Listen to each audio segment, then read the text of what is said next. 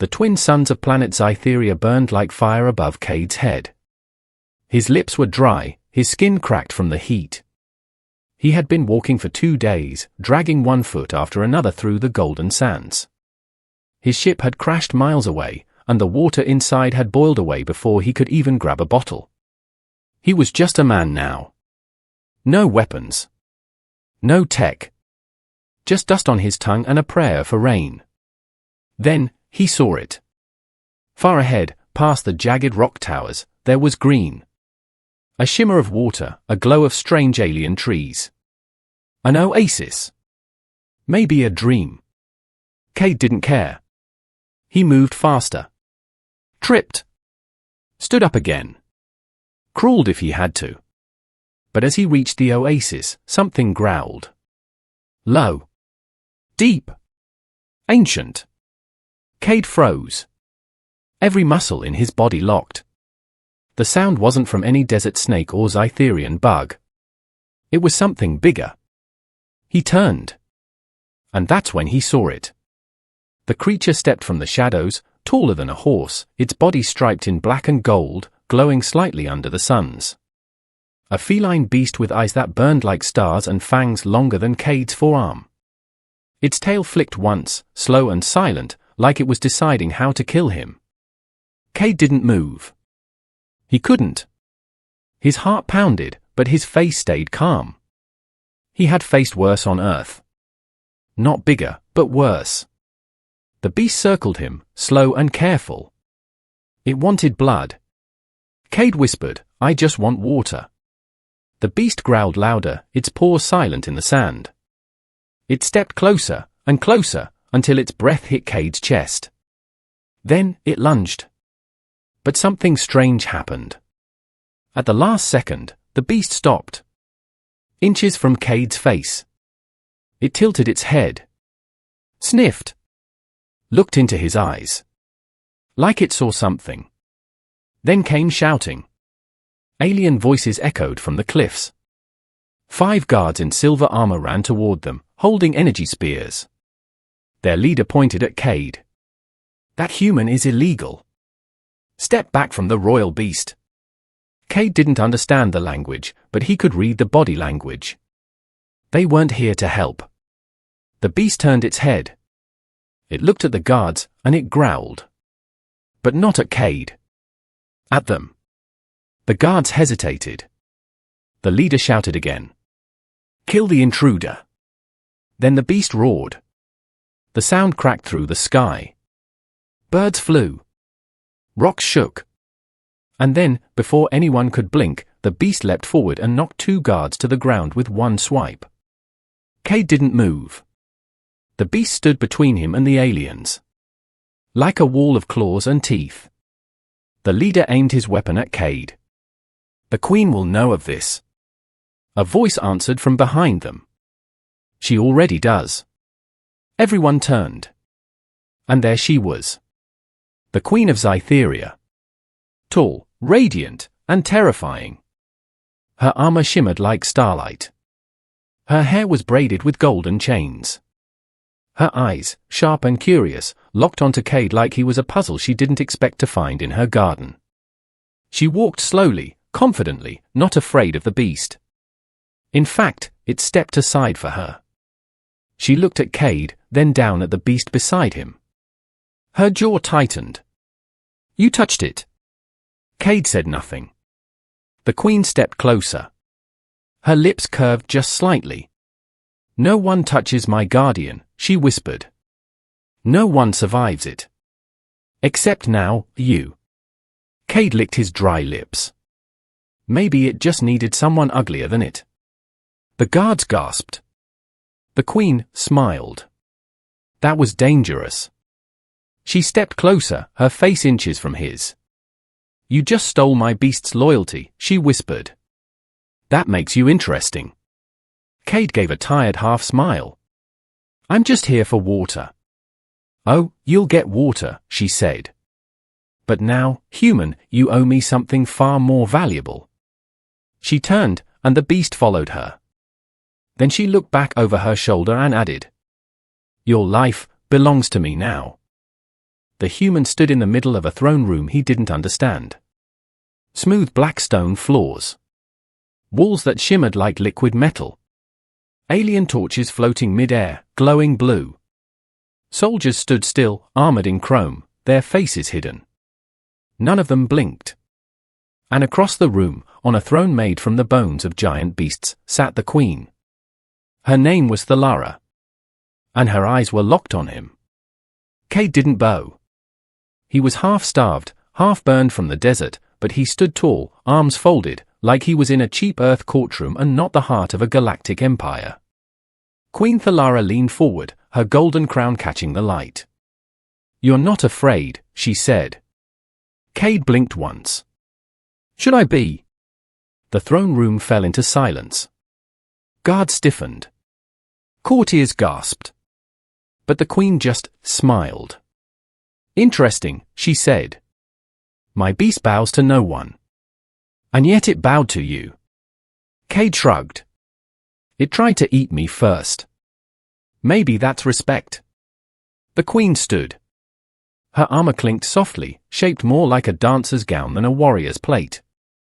Every step she took echoed like thunder in a chapel.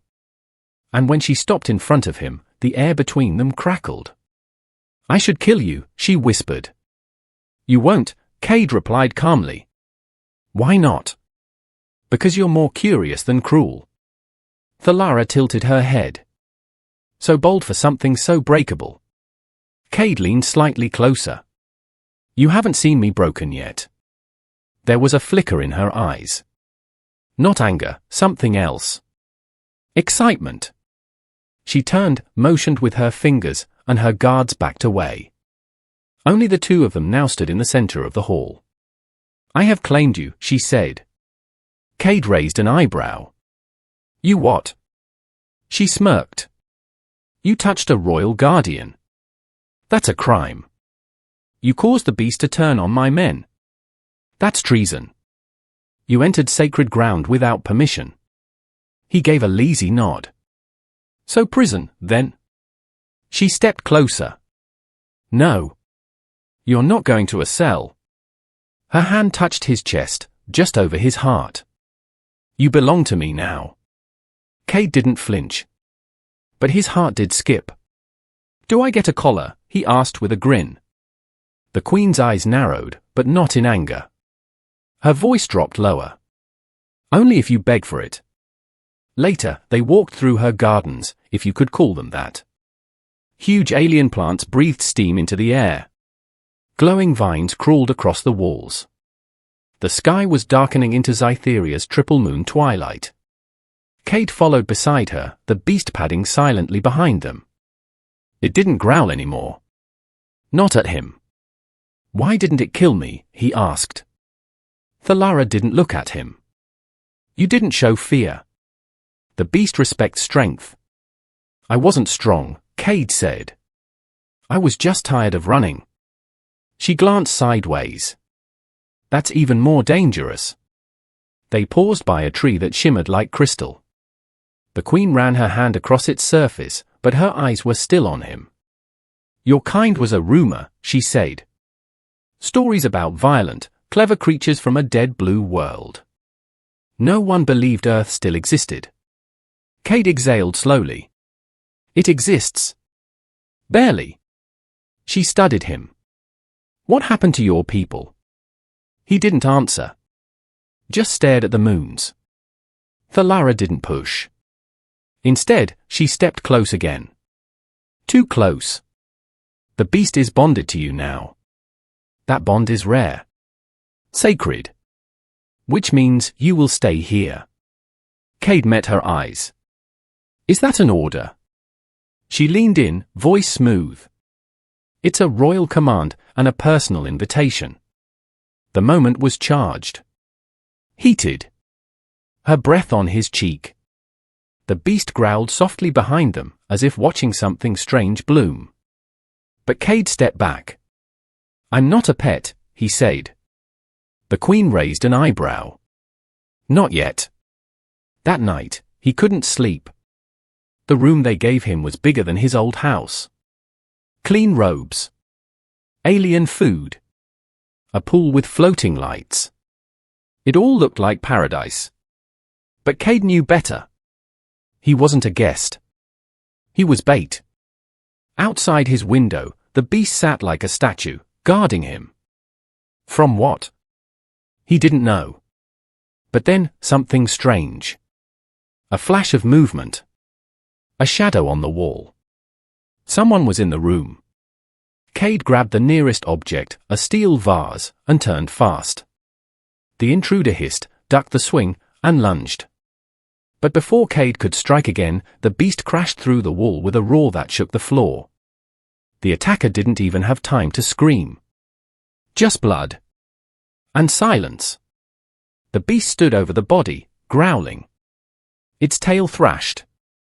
Cade stared at the alien corpse, then at the hole in the wall.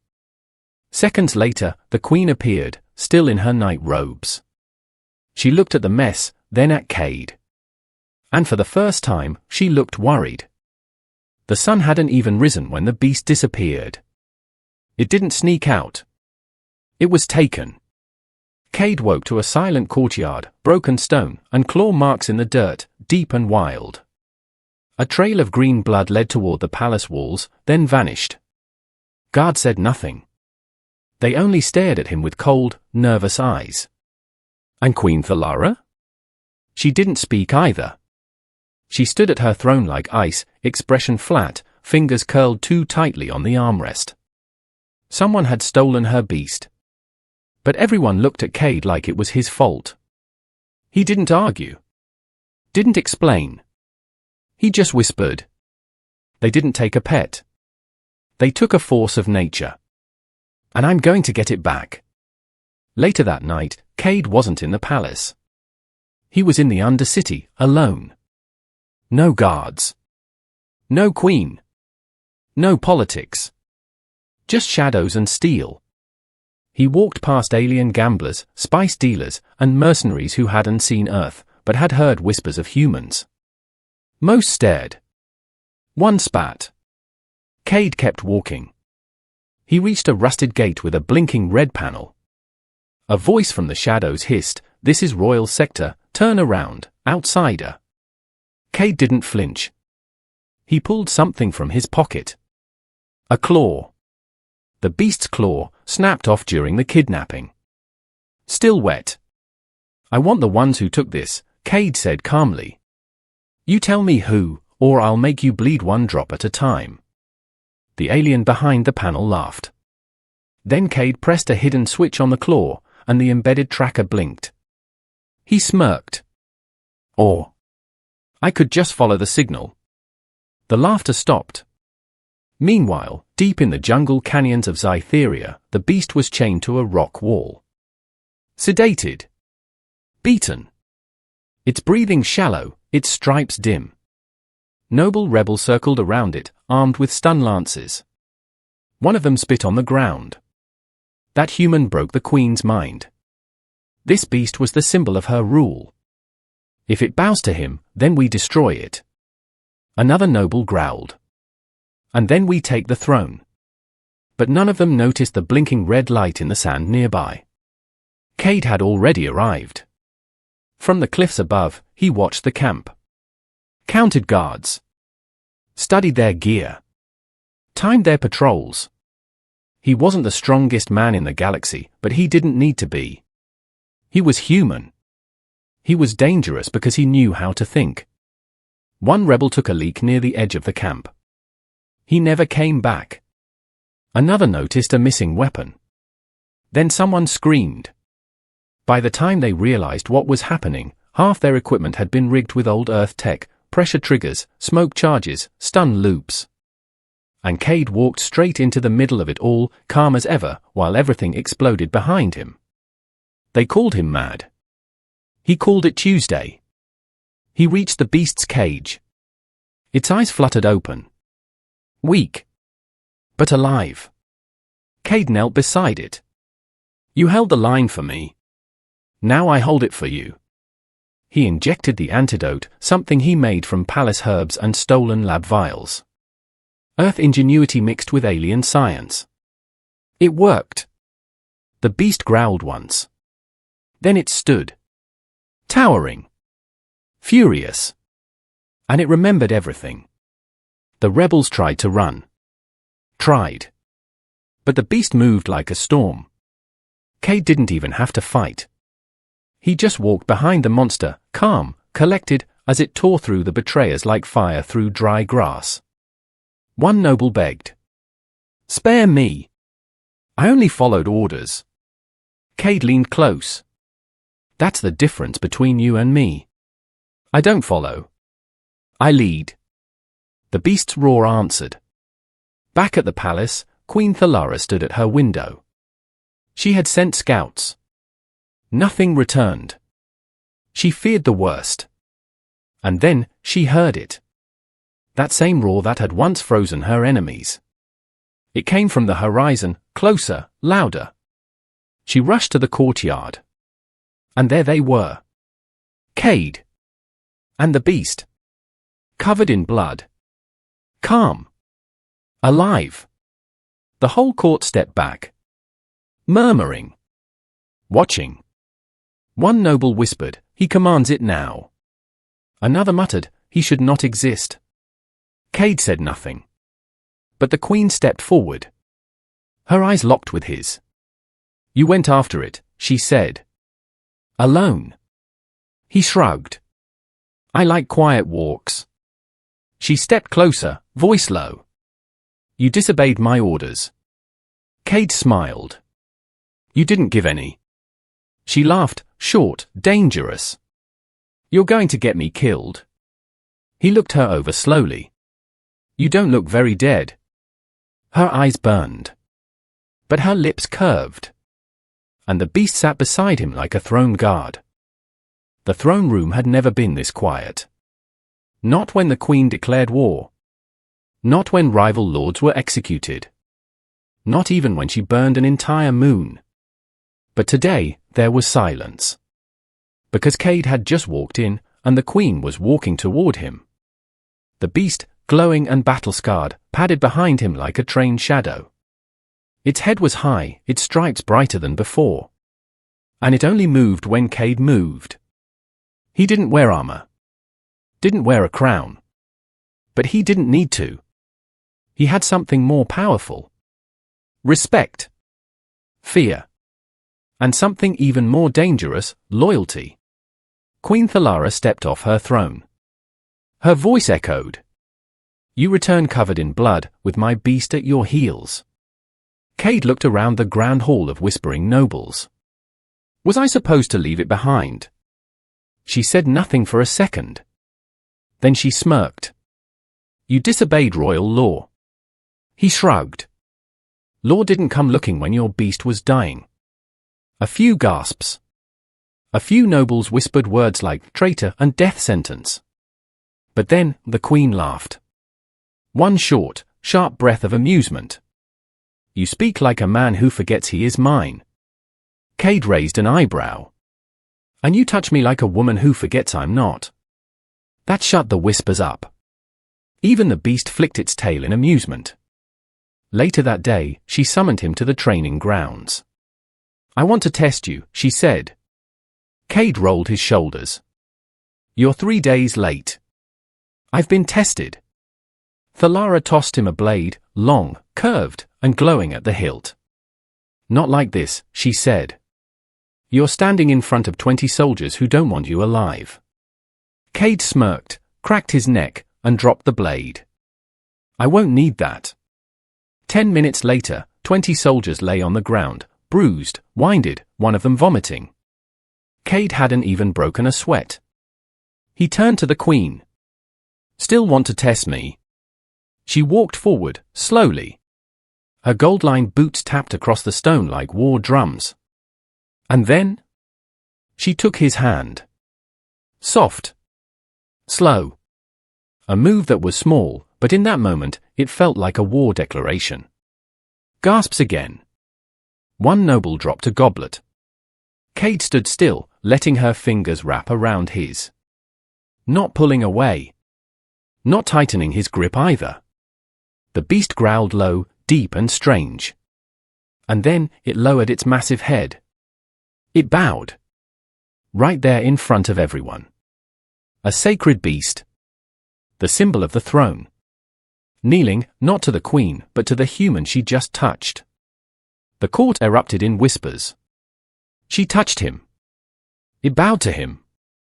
He commands it. He's turning her. Queen Thalara's face changed. For the first time, there was uncertainty in her eyes. She dropped his hand like it was burning. You will leave the hall. Cade didn't flinch. Because I'm dangerous. Because I'm not sure if I want to kill you, she said quietly, or kiss you. Then she turned, cloak flowing behind her, and disappeared into the shadows. That night, Cade stood on a tower balcony. He looked down at the glowing city. Alien lights. Floating ships. Towers built from crystal and bone. And somewhere, deep beneath all that beauty, was a boiling storm. They didn't want him here. They feared him. The nobles were already talking. He had broken every rule, insulted their laws, and, without meaning to, turned the queen into something she never allowed herself to be. Vulnerable. And she hated it. But not enough to stop staring at him. Suddenly, a soft voice behind him. You're changing things too fast. It wasn't a guard. It was her. No crown. No armor.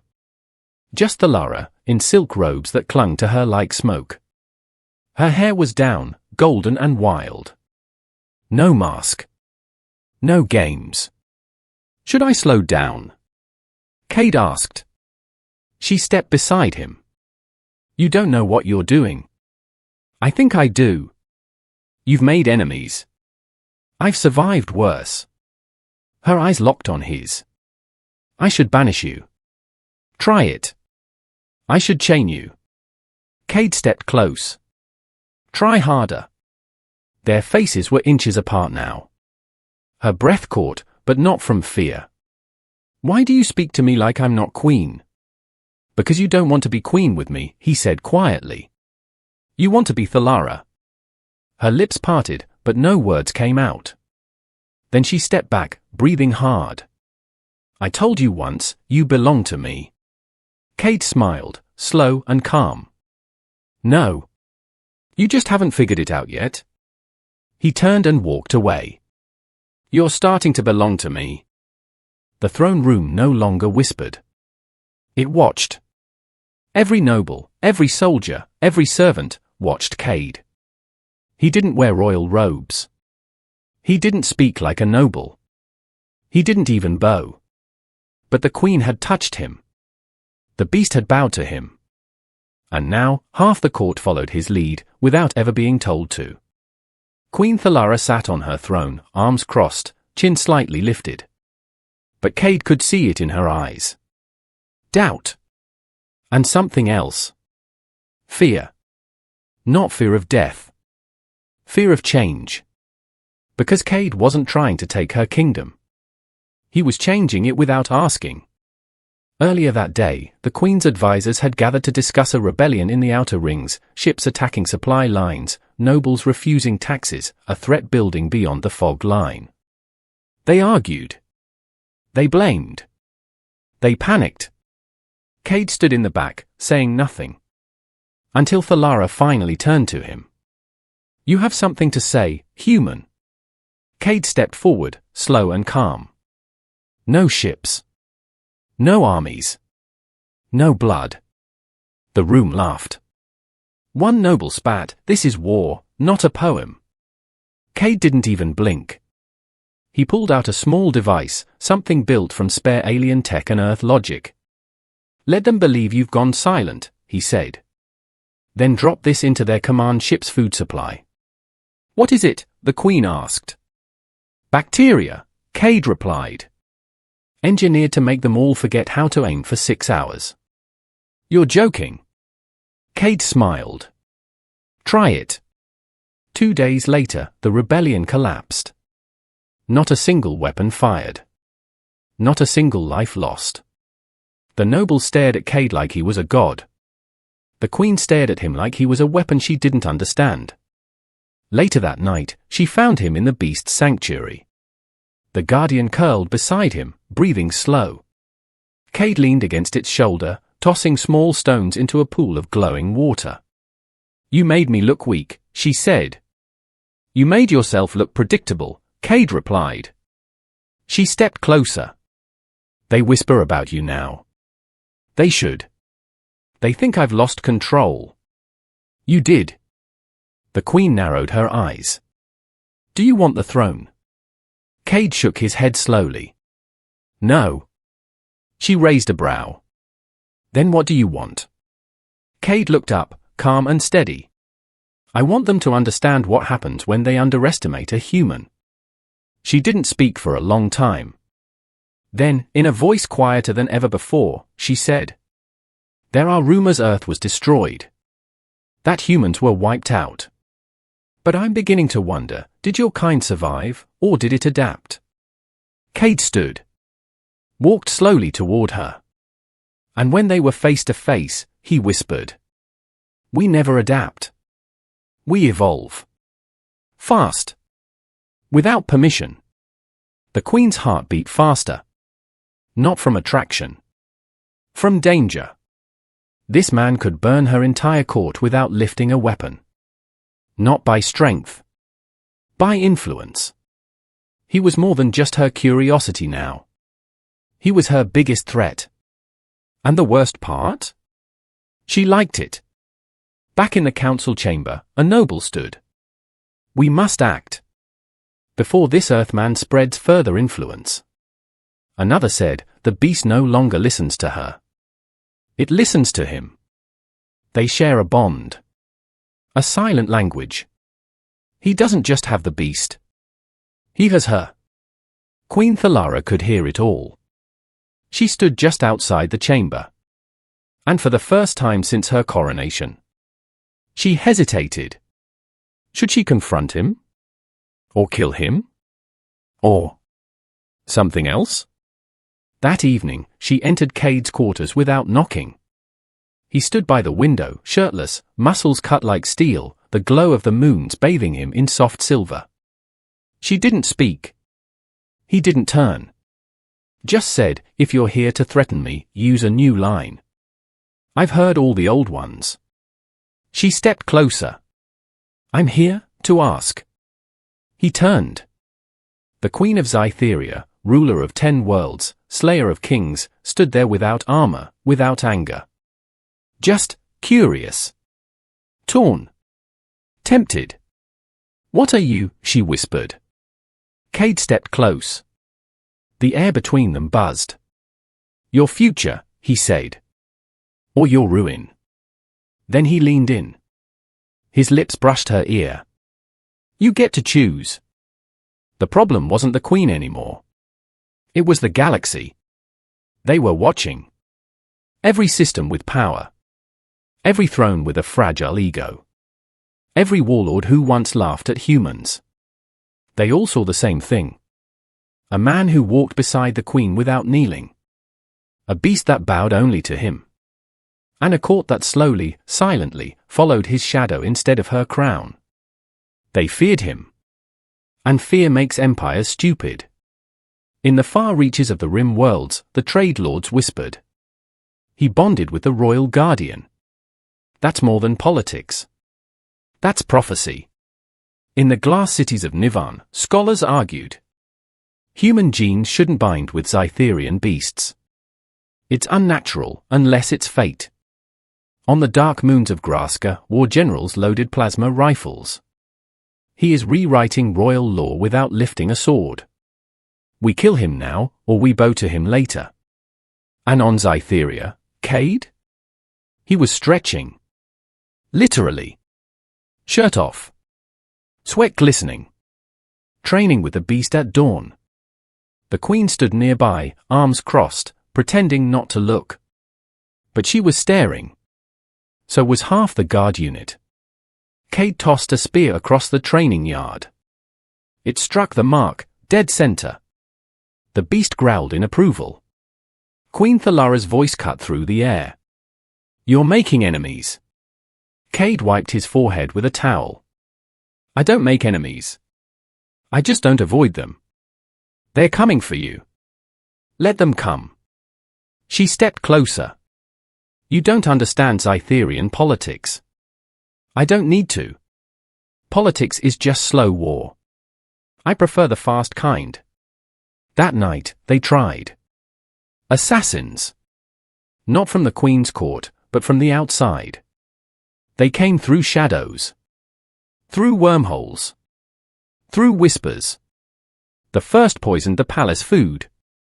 Cade didn't eat it. The second disguised herself as a servant. She almost reached his bed before the beast tore through the wall again. The third? The third was smarter. She didn't come with poison. She came with perfume. Alien. Sweet. Intoxicating. She entered Cade's room with nothing but a smile and a silk robe. He poured her a drink. They talked. She flirted. He didn't. Then she made her move, a blade hidden in the hem of her dress. But Cade had already swapped the wine with oil. She passed out before she hit the floor. The Queen arrived moments later, guards at her back. She saw the unconscious body, saw the broken blade. Then she looked at him. You knew she was an assassin. Cade leaned back on the couch, calm as ever. I wanted to know who sent her. And? He raised a small tracker. She did. 2 hours later, Cade's face was on 5 different bounty boards across the galaxy. High-value target. No disintegrations. Human weapon. The Queen stared at the report. You're a political virus. Cade smirked. I'm flattered. She stepped closer. You're getting too powerful. Am I scaring you? Yes. He chuckled. Good. She paused. And that scares me more. The beast had become a symbol. Not just of loyalty, but of transfer of power. Where it walked, people bowed. And where Cade walked beside it, people whispered. That's not just a man. That's a reminder. A reminder that the age of untouchable thrones was ending. And something new was growing in its place. In secret temples, alien prophets warned. He walks without armor, but shields nations. On military channels, generals warned. If he bonds with another creature, we may be too late. And on Cytheria, the Queen watched him sleep. Not out of lust. Not even out of curiosity. But out of something far more dangerous. Conflict. Because she no longer knew if she wanted to protect him, or if she needed to protect the galaxy from him. He stirred in his sleep, sensing her presence. You're watching me again, he muttered. I'm deciding. Deciding what? If keeping you alive is worth the war you bring. He turned slowly, met her eyes. You already made that choice. The moment you didn't stop me from touching your beast. She looked down. Then, softly, and what happens when they all come at once? He stood. Walked over. Lifted her chin gently. Then I make them wish they hadn't. The skies over Cytheria turned black. Not with clouds. With ships. Thousands of them. Hovering like steel vultures. No flags. No warnings. Just shadows and engines rumbling like thunder. The galaxy had made its decision. Cade wouldn't be feared. He would be erased. In the royal war chamber, Queen Thalara stared at the red holograms of enemy fleets closing in. The noble lords argued. Some called for retreat. Some for surrender. But all eyes kept drifting to one figure in the corner. Cade. He sat calmly on the edge of a strategy table, tossing a coin Earth-style, like he wasn't one order away from being vaporized by half the universe. Thalara walked toward him, slow and sharp. You brought this, she whispered. Cade flipped the coin again. They were coming anyway. I just gave them something to aim at. Her eyes narrowed. They want you. He finally looked at her. No. They want what I remind them of. And what's that? He stood. Stepped closer. That one human can make the whole galaxy nervous. Outside, soldiers panicked. Shields rose. Defense grids hummed. The beast paced at the edge of the palace, tail lashing, eyes burning. It sensed what was coming. So did the people. So did the Queen. But Cade? He watched the sky like it was just another sunrise. The first shots were fired. Energy beams lit the air. Buildings shook. The palace trembled. And then something snapped. A roar. Not from the ships. From the beast. It leapt to the highest spire, tail whipping, mouth wide, and bellowed a scream so loud it cracked the sky. But it wasn't anger. It was a signal. Every creature in Zytheria's wilds, every beast bonded to the Queen's bloodline, rose from the jungles, the caves, the sea. They came running. Not for Thalara. For Cade. The Queen stood frozen, breath stolen from her chest. He summoned them. Cade didn't move. He didn't command. He didn't beg. He existed, and they followed. That was worse than magic. Worse than prophecy. That was presence. The enemy ships noticed too late. They fired at the palace, but never reached it. Hundreds of beasts hit the sky, tearing through steel like paper. And Cade? He walked through the battlefield like a ghost. No armor. No blade. Just the galaxy's attention. Inside the palace, nobles dropped their crowns and ran. Soldiers saluted. Some fell to their knees before him. And the Queen? She stood alone in her throne room, watching him approach, step by slow step. His shirt torn, skin dusted in battle ash, blood on his hands, but not his own. He stopped at the base of the throne. She opened her mouth, then closed it. There were no orders left to give. Because everyone had already chosen. She stepped down. One stare at a time. Her voice, low. You burned the stars. He nodded. You broke my beast. It chose. You twisted the will of my empire. Cade stepped closer. I didn't twist it.